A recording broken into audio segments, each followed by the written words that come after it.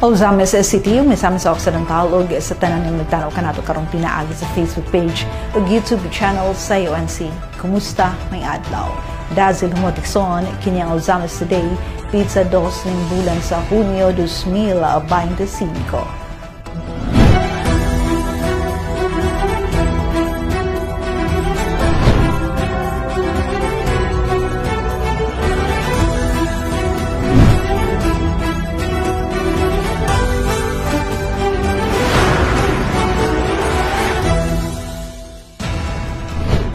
Sa ito ang mga headlines.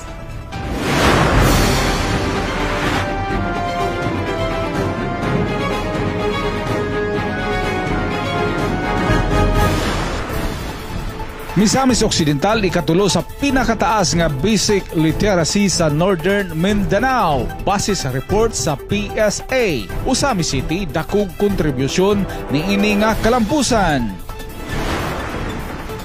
9 anyos nga Arnes athlete sa rehiyon may hakot og 4 ka mga gold medals. NM Raa ikalima sa 2025 palarong pambansa. Pagkumpleto sa perimeter fence sa Ozamis City Central School gisugda na. Uban pang mga proyekto gibutyag ni Principal Bukog. Pinaagi sa usa ka text lamang, Mayor Indy ug asin sa Ozamis Administration gitubag ang panginahanglan sa wheelchair sa usa ka ginang. Gibugnang mga integrated school sa DepEd Ozamis suportado sa Asenso Leadership. Zero major crime nakabot sa Ozamis City alang sa bulan sa Mayo. Asenso Ozamis Free Hospitalization Program dakong tabang sa igsuong na disgrasya. 19 mil nga excess bill gi zero.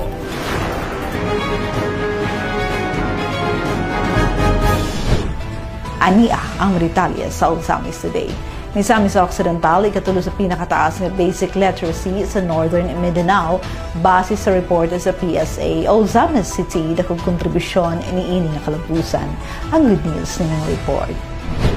Ingon nga sa kadako nga pamatuod sa commitment niini sa edukasyon nakuha sa Misamis Occidental ubos sa liderato ni Governor Henry S. Waminal ang ikatulo kalabing taas nga pwesto sa basic literacy rate sa Mindanao. Kini base sa 2024 Functional Literacy, Education and Mass Media Survey (CONFLAMS) nga gipagawas sa Philippine Statistics Authority kon PSA. Nakuha sa probinsya sa Misamis Occidental ang 91.6% literacy rate nga nagpakita sa lawom ug padayon nga paningkamot sa Senso Misamis Occidental Administration ug sa lokal nga pangagamahanan sa paghimo og mga programa ug stratehiya aron mapalambo ug mapaabot ang edukasyon ilabi na sa lagyong mga lugar sa probinsya. Ang basic literacy gihubit sa PSA ingon nga kanas sa usa ka individual edad 10 anyos pataas sa pagbasa o pagsulat ug may pagsabot sa yano nga mensahe sa bisan unsang pinulungan o dialekto. Ang 91.6% literacy rate sa Misamis Occidental mapasigar buhong nagbutang niini sa ikatulong nga pwesto nga nagsunod sa madakbayan sa Cagayan de Oro nga may 96.1% ug Iligan 93.4%. Kini sa kaligon nga pamatuod sa paningkamot sa lalawigan sa pagpalambo sa edukasyon ug pagkamaalamon sa katawhan. Usa sa mga nakatampo niini nga kalampusan ang dakbayan sa Ozamis kansang pagtutok sa pag-asenso sa dakbayan ug sa mga residente niini ilabi na sa makabataan nagdula sa usa ka makapabag-o nga papel sa dagway sa edukasyon sa Misamis Occidental. Uban sa pag-focus sa paglakip sa teknolohiya sa edukasyon, pagpauswag sa infrastruktura, pagpalig-on ug paghatag sa bugos nga suporta sa mga magtutudlo ug mga estudyante. Ang dakbayan sa Ozamis ubos sa aktibo ug dinamiko nga pagdumala ni Mayor Attorney Henry Indy F. Waminal Jr. naghatag sumbanan sa lokal nga pagdumala sa edukasyon.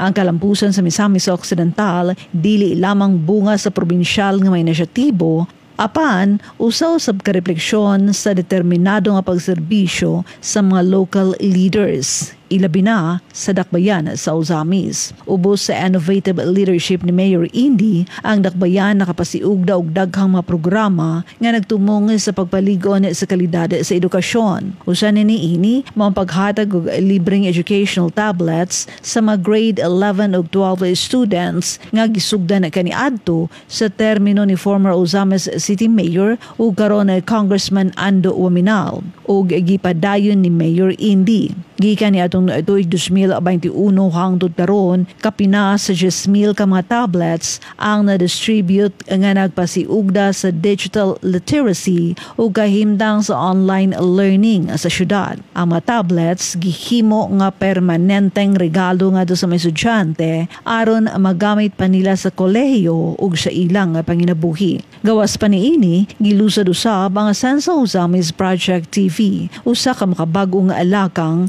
aron matubag ang kakulangon sa pagbasa ug pagsabot sa makabataan sa ubos nga mga grado. Pinaagi sa pagpahimutang og mga smart TVs sa mga classroom sa grades 1 and 2, mas napalapdan ang access sa digital learning materials nga masayong masabtan sa mga bata. Ang proyekto gisuportahan usab sa libreng Wi-Fi nga gilusad sa pipila na ka mga eskwelahan sa dakbayan aron sigurado nga konektado ang mga magtutudlo estudyante sa moderno nga pamaagi sa pagtudlo. Dako usab ang nahimo sa administrasyon sa pagpasiugda og kaliwasan ug kahayahay sa mga eskwelahan. Sukad 2021, halos tanan ng mga eskwelahan sa dakbayan ang nabutangan og perimeter fences, gates, guardhouse ug hand washing stations. Ang pag-rehabilitate sa mga classrooms ug pagtukod sa mga pasilidad sama sa mini gymnasium nagpadayag sa dedikasyon sa lokal nga kagamhanan sa paghatag og hapsay, luwas o kumpleto nga learning environment. Ang pagkural sa mga eskwelahan na pananglitan nakatabang sa pagpugong sa pagsulod sa mga hayop nga makasamok sa mga klase. Ang mapaningkamot sa dakbayan sa Ozamis ubos sa liderato ni Mayor Attorney Henry Indy F. Wamanal Jr. usa ka hulagway sa gila nga modelo sa maayong pamunuan sa lokal nga level. Ang iyang dakong suporta sa edukasyon gikan sa teknolohiya ngadto sa infrastruktura nagtukod og mas ligon nga pundasyon alang sa kabataang Ozamis nun. Sa pagkabot sa Misamis Occidental sa ikatulong nga puwersa sa basic literacy sa rehiyon, makita gayud ang epekto sa padayon ug tinudanay nga serbisyo publiko. 9 anyos nga Arnis athletes sa rehiyon ni hakot og upat ka mga gold medals NMRA ikalima sa 2025 palarong panbansa niyang report ni Berto Tixon. Sa linghod nga pagdaron nga 9 anyos pa lamang ang grade 4 student nga si Shane Mark Monreal, estudyante sa Initaw Central School, Misamis Oriental, anak nila ni Mr. and Mrs. Judith Sipocado Monreal, gitawag ng Legend in the Making. Pinaagi sa pagdaog og upat ka mga bulawang medalya sa mag-uhay pa lamang natapos nga 2025 palarong pambansa nga gipahigayon dito sa Ilocos Norte. Hi Shane, congratulations! Gano'n ka kasaya dito sa panalo na to? Masaya ko po kay Bobo sa amin na masaya ang aking pamilya at pangarap ko niyang palarong pambansa. Gidominar sa bata nga si Shane ang palarong pambansa Arnis Events, ang atong pambansang sports, pinaagi sa pagkampiyon o pagdaog sa mga gold medals sa Elementary Boys Division Synchronized Likha Anyo Single Weapon Category, Synchronized Likha Anyo Double Weapon, Espada i Daga ug Mixed Double Weapon Category. Ano ba to? First time ba ni Shane? Opo. Bakit ka sumali sa palarong pambansa? Bumay yung sa mama. Bumay sabi sa mama. Sabi ni mama mo, sumali ka. Eh ano yung experience? Kamusta yung experience sa palaro? Okay lang po. At masaya ako. At nag-aabot na ng palarong pambansa. First time ko na ng lahat. Ano ba to? Ilan ba yung mga nakalaban mo? Ang daming sumasali ditong mga bata ah. Ano ka ba? Talagang masaya ka mga na-meet mo sila? Opo. Malalakas ba rin sila? Opo. nganong mas makapadasig kini nga kadaugan sa 9 anyos nga bata tungod kay wala pa siya sukad makaapil sa palarong pambansa kaniadto. Ang disiplina, hilig ug tinguha nga makaduwa sa Philippine National Team sa umaabot mao ang motibasyon sa bata. Si Shane nagsilbi nga pahinumdom nga ang kahalangdon gipasabot sa hugot nga debosyon sa usa ka atleta kaysa edad niini. Kanino mo inaalay itong panalo? Sino inspirasyon mo dito? Ang aking kasama po. Yung 4 gold medals na yun, kanino mo ibibigay pag uwi mo ng Region 10? Sa aking pamilya. Sa pamilya mo? O aking coach. Tsaka kay coach? Opo. So, solong anak si Shane, di ba? Opo. Ano ba sabi ni Mama Papa? Nag-update ka na ba na nanalo ka ng 4 gold medals? Sobrang saya sila at umiyak sila kasi nanalo ako sa palarong pambansa. First time ko yun. Wish niya ni Papa. Oo, first time. Ano ba pangarap ni Shane? Gusto ko maging Philippine team, Arnis team. Philippine Arnis team. Ito bang pagkahilig mo sa Arnis? Sino nag-inspire sa'yo, Shane? Kasi mga TV ko na Justin Franco. Masarap bang mag-Arnis? Okay. Bakit masarap mag-Arnis? Kasi papalo-palo lang. Saya po. Masaya? At alam ko na ang lahat ng mga tricks. Ano nakukuha mong aral mula dito sa paglalaro ng Arnis? Speed at power accuracy. Yes. So, gustong maging Philippine team, meron ka bang iniidolo sa Philippine team? Alam mo ba, itong binigay mo na to para sa buong Region 10, 4 na gold medals. Talagang buong region nyo, ikaw nagdala. Gano'n ka kaano dito? Gano'n ka kasaya dito, Shane? Sobrang saya ako. First time ko ng lahat. Okay. Nasairan ang Northern Mindanao Regional Athletic Association NMRA Northern Stars Delegation mao ang pang-5 pwesto sa palarong pambansa 2025 o 60% increase kung ikumpara sa pang-siyam nga pwesto lamang sa miaging tuig 2024. Nakuha sa NMRA Elementary and Secondary Athletes ang 103 ka mga bulawan, pilak o bronseng mga medalya. Kini ang gilangkuban sa 31 gold medals, 26 silvers o 46 bronze medals. Kini nga kalampusan usa ka testamento sa hugot nga debosyon ug disiplina sa mga batang atleta, mga coaches ug trainers ug labaw sa tanan ang suporta ug kolaborasyon sa tanang DepEd official sa Rehiyon 10 ug ilabi na sa suporta ni Misamis Occidental Governor Attorney Henry S. Waminal, ang NMRA Delegation Honorary Chairman nga personal gayud nga gitambungan ang palaro ug mihata gayud sa hugtanong suporta sa mga student athletes nga nagsiguro sa kalampusan ug kadaugan sa mga batang atleta kinsa gipakita og unsa ang mahimo sa kakugi ug usa ka sincero nga kasing-kasing. Maaaring maraming nakikinig sa iyo at nanonood ng mga kabataang tulad mo. So ano yung gusto mong iwang message sa kanila? Kung gusto mo maging sports, kailangan galingan ninyo at mag-aaral kayong mabuti at mag-training kayong magbuti. Yes, ayan po si Shane. Palarong pambansa kayo. Atong suportahan ang batanong mga atleta gikan sa Region 10 nga nagpakita sa kalibutan nga ang kadasig walay sukod sa edad. Ngadto sa mga NMRA athletes and the whole delegations, congratulations to Shane Mark Monreal. Mabuhay ka sa tanang batanong Pinoy, inspirasyon ka. Alang sa Osamis Today, ako si Bernal Texel. Salamat to Bernaldo. Congratulations, NMRA. Pagkumpleto sa perimeter fence sa Ozames City Central School gisugdan na. Uban pang mga proyekto gibutyag ni Principal Bukog. Ma-report si Yonsho Midalio.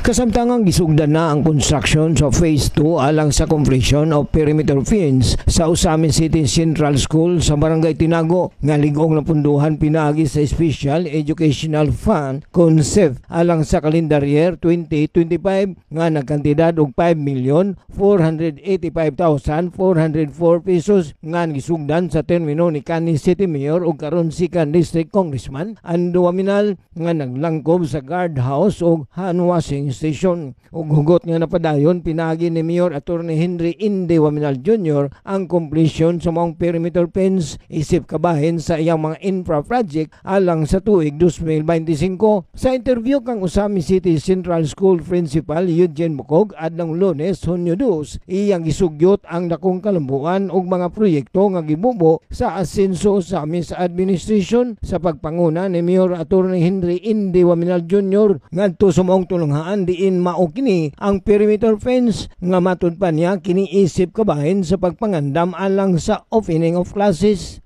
Ang mga proyekto nga na sugdan na sa atong syudad nga naagihatag dinhi sa atong Usami City Central School, isa kini katong atong kural nga naa dito sa Tubangan. Phase 1. Ikadua kaning atong makita karon dinhi sa atong luyo, no. Kuani kani nga project is tuyok na gyud siya tibok sa atong eskwelahan. Og isa ni siya sa mga pangandam para sa atong abri sa ating eskwela karon. Ang maong perimeter fence gitukod aron masiguro ang kaluwasan og seguridad sa matag kabataan. Diin sumala pa ni OCCS Principal Bukog nga kaniadto dali ra kini masakaan og malusutan tungod kay kahoy lamang ang koral niini. Apan karon mas lig-on og luwas na kini alang sa tanan nga magtungha sa maong tunghaan. Neto nga gimanggod ang mga bata dinhi sila mo layat dinhi mga gikan sa estudyante sa pikas nga eskwela, high school. Kahoy ra man guni. Malusutan lang.